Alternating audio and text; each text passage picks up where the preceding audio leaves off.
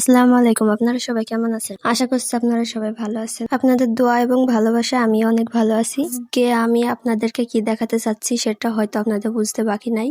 আমার খরগোশের ঘরে আবারও নতুন অতিথির আগমন হয়েছে। হঠাৎ করে মা খরগোশটিকে দেখে মনে হলো সে আবারও যেন বাচ্চা দিয়েছে। তো যে কথা সেই কাজ, আমিও উঠে পড়ে লেগে পড়লাম বাচ্চা দেখার জন্য। আমি ভাবলাম বাচ্চা আমি একলা না দেখে আপনাদের মাঝেও আমি বিষয়টা শেয়ার করি। বেশি সময় নষ্ট না করে, কথা না বাড়িয়ে আমি একটা টর্চ নিয়ে চলে আসলাম বাচ্চা দেখার জন্য। যেহেতু খরগোশে গর্ত না করে বাচ্চা দেয় না, তারা মাটির ভিতরে গর্ত করে তারপর তাদের বাচ্চা দেয়। তারা ওদের গর্তের লাইন খুঁড়তে খুঁড়তে আমি চলে গেলাম। অবশেষে ওদের বাচ্চার দেখা আমি পেয়েই গেলাম। দেখুন কত সুন্দর গদি করছে, গদির ভিতরে ওদের বাচ্চাগুলো ওরা রেখে দিয়েছে। গর্তের ভিতরে ঠিকঠাক দেখা যাচ্ছিল না বলে আমি খরগোশের বাচ্চাগুলো একটা একটা করে বাইরে বের করছিলাম। অবশেষে অনেক কষ্ট করে এবং মা খরগোশটির সাথে যুদ্ধ করে আমি তাদের দেখা পাইছি এবং তাদের আমি বাইরেও বের করতে পারছি। খরগোশের বাচ্চাগুলো দেখতে আমার এত ভালো লাগছিল, আপনাদের কাছে ভালো হয়তো বা নাও লাগতে পারে, অনেকের কাছে ভালো নাও লাগতে পারে, কিন্তু এগুলো অনেক ভালো লাগছিল। ভিডিওতে কেমন দেখাচ্ছে আমি সেটা জানি না। আমার মনে মনে অনেক আনন্দ লাগছিল, কেননা আমার খরগোশে আবারও বাচ্চা দিয়েছে।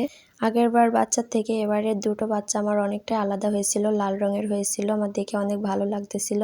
বাচ্চাগুলো গুনে নিলাম কয়টা বাচ্চা হয়েছে, কেননা এতক্ষণ যে নাড়াচাড়া করছি আমি নিজে জানি না বাচ্চা কয়টা হয়েছিল। আগের বার 4টা, এবারটা দিয়েছে 6টা বাচ্চা। তো শীতে বাচ্চাগুলো কাঁপছিল বলে আমি তাদের বাসার ভিতরে রেখে দিচ্ছিলাম যত্ন করে।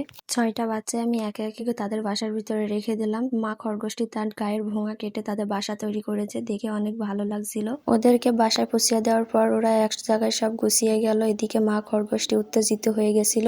মা খরগোশটি কেন এত উত্তেজিত হয়ে গেছিল আপনারা ভিডিওটি দেখলেই বুঝতে পারবেন। তো ওদের গোছানো বাসা যেহেতু আমি ভেঙে ওদের বাচ্চা দেখেছি, ওদের বাসা তো আমাকে ঠিক করে দেওয়া লাগবে, তাই সময় নষ্ট না করে ওদের বাসা আমি ঠিক করতে লেগে পড়েছিলাম। এদিকে মা খরগোশটি রেগে ফায়ার, কারণ ওদের বাসা আমি আগের মতো ঠিক করতে পারছিলাম না। এখন আপনারা বলতে পারেন খরগোশের ঘরে কেন ইট দেওয়া? ইট আমি ইচ্ছা করে দিয়েছি, কারণ আপনারা সবাই জানেন যে খরগোশে অনেক গর্ত করে, তারা গর্ত করে ঘরের অস্তিত্ব রাখছিল না, সেই কারণে।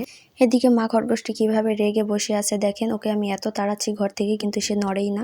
রাগ সহ্য করতে না পারে সেই সবজি আমাকে কামড়িয়ে দিল। ইটে হাত দিতেই দিচ্ছিল না, ইটে হাত দিলে বারবার আমার হাতে কামড়িয়ে দিচ্ছিল। আই এম তো অবাক, কেননা আমার খরগোশে আমার সঙ্গে এরকম ব্যবহার কোনো সময় দেয়নি, কামড়াইয়া কিংবা হাঁচড়াইয়া দেয় না কোনো সময়। ফার্স্ট করলো এরকম ব্যবহারও আমার সাথে। মা খরগোশটির আমার সাথে এরকম ব্যবহার করার একটি কারণ আমি তার গর্ত ভেঙে তার বাচ্চা দেখেছি, সে তার বাচ্চা দেখতে দিবে না। একেই পারি না আমি তার বাসা আগের মতো ঠিক করে দিতে, তার উপরে সে আমার কাজ বাড়াই দিতেছে। আমার কাজে বারবার বিরক্ত করছিল বলে আমি মা খরগোশটিকে ধরে বাইরে ফেলে দিলাম, কেননা সে বাইরে যাক, কে শোনে কার কথা? যতবারই যাই করি ও ঘুরে ফিরে সে আমার কাছেই আসে। সে এসে আমার পাশে এমন করে বসেছে, সে হয়তোবা কথা বলতে পারলে এতক্ষণ আমাকে বকে রাখতো না। অবশেষে কিছুটা পারছি ওর গর্তটা আমি ঠিক করে দিতে। এদিকে মা খরগোশটি দেখুন আমার সাথে কিন্তু ঝগড়া করছে, ভালো করে খেয়াল করুন। ও কিন্তু বারবার আমাকে কামড়িয়ে দিতে আসছে, আর ওকে আমি মারতে যাচ্ছি, ও তত আমার সাথে ঝগড়া করে।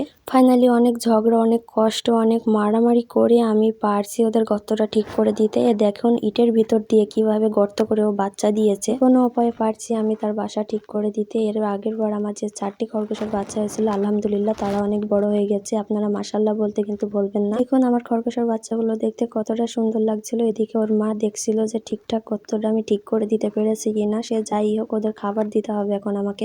আমার মতো খরগোশ কার কার ভালো লাগে কমেন্ট করতে কিন্তু আপনারা অবশ্যই ভুলবেন না। আমার খরগোশ ছানাগুলোর অনেক ক্ষুধা লাগছিল, ওদের দেখে আমি বুঝতে পারছিলাম, কারণ আমি ডাকলে আমার কাছে আসে। সে কাছে আসছিল না, এমনি এমনি খাবার খেয়ে বেড়াচ্ছিল কুড়িয়ে কুড়িয়ে। মা এদিকে দেখি মা খরগোশটির রাগ কমেছে, তার বাকি ছানাদের নিয়ে সে বাইরে খাচ্ছিল, আর আমি তাদেরকে ঘরের ভিতরে ভাত দিছিলাম, যেহেতু তাদের জন্য আজকে ঘাস আনা হয় নাই। ভাতের সঙ্গে সঙ্গে আমি 2টা ফুলকপিও দিয়ে দিলাম, কেননা তারা ফুলকপিও খায়, ঘাসও খায়, ভাতও খায়, যা দিই তাই খায়। খাবার দেওয়ার পর একটা একটা করে সব খরগোশই ঘরে আসছিল, কিন্তু আমার কালো খরগোশের বাচ্চা একটা ঘরে আসছিল না। তাকে খোঁজার জন্য আমি বাইরে গেলাম, দেখি মোটরসাইকেলের তলে সে বসে আছে। আমার কালো খরগোশের বাচ্চাটিকে যদিও বা আমি খুঁজে পাইছি, কিন্তু ও আমাকে ধরা দিচ্ছিল না। আমি যতবার ওকে ধরতে যাচ্ছিলাম ও ততবার আমার হাত থেকে পালিয়ে যাচ্ছে। অবশেষে আমি খরগোশের বাচ্চাটিকে ধরতে পারছি, ওকে আমি ঘরে দিচ্ছিলাম, কেননা ঘরে আমি খাবার দিয়েছি। ওরা 3জনা সেগুলো খেয়ে নিচ্ছিল। দেখুন ওরা সবাই একসঙ্গে মিলে খাচ্ছিল, দেখতে অনেক ভালো লাগছিল। তো ভিডিওটি কার কার ভালো লেগেছে সবাই কমেন্ট করে জানাবেন। তো আমার ভিডিও এত দেরি ছিল। আল্লাহ হাফিজ।